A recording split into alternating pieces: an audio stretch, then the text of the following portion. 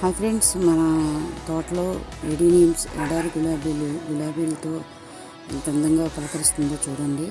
అట్లాగే ఇది గోరింటాకు చిన్న బకెట్లో విత్తనం పడి మొలిచిందనమాట. గులాబీ చూడండి ఎంత అందంగా పూసిందో, పెద్ద గులాబీ. అలాగే ఇక్కడ చిన్న మునగాకు ఉందండి. ఇది విత్తనాలు పడి మొలిచిందనమాట. మన కాయలు కంపోస్ట్లో వేస్తే అప్పుడు గ్రో బ్యాగ్లో నేను గార్డెన్ వచ్చిన చెత్త, ఎండిన మునగాయ కాయలు అన్నీ కలిపి నేను వేసేస్తే వాటంతట అవే ఒక 5-6 మొక్కల దాకా వచ్చేసినాయి. సరే, మాకు మునగాకు కావాలి అని చెప్పి నేను కొంచెం దాన్ని కూడా హార్వెస్ట్ చేశాను. చూడండి ఎంత ఫ్రెష్గా ఉందో.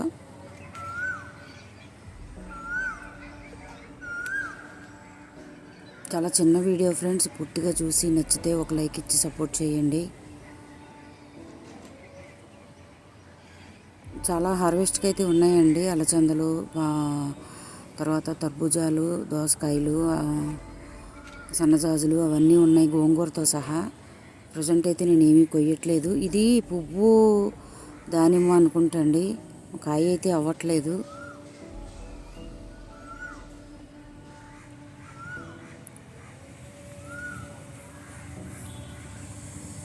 ఇది ఫ్రెండ్స్ వీడియో. ఈ చిన్న వీడియోని చూసి సపోర్ట్ చేయండి. ఈ పింక్ కలరు బిల్లగన్నేరు ఎంత బాగుందో కదా.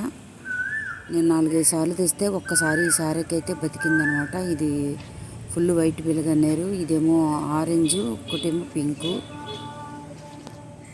4 నేను కొత్తగా తెచ్చిన మొక్కలు అనమాట. ఓకే ఫ్రెండ్స్, ఈ వీడియో నచ్చితే కనుక సపోర్ట్ చేసి లైక్ ఇచ్చి సపోర్ట్ చేయండి. కొంచెం సన్నజాజులు ఉన్నాయి, వాటిని కూడా కోస్తున్నాను.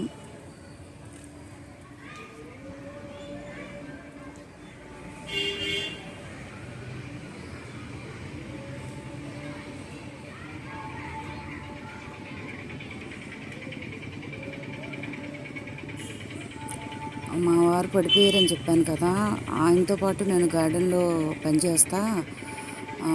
హడావిడిగా నేను కూడా తన్నేసుకున్నానండి ఒక చెక్కని. అప్పుడు నాకు బాగా కాలు వాసిపోయింది. నాకు షుగర్ ఎక్కువగా ఉండడం వలన ఒక 4 రోజులు రాలేదు. 4 రోజుల తర్వాత వస్తే మంచి హార్వెస్ట్కి అయితే ఉన్నాయి. కాకపోతే దోసకాయ ఎలకలు కొరికేసినాయి. ఇంక ఇది కంపోస్ట్లో పడేస్తాను.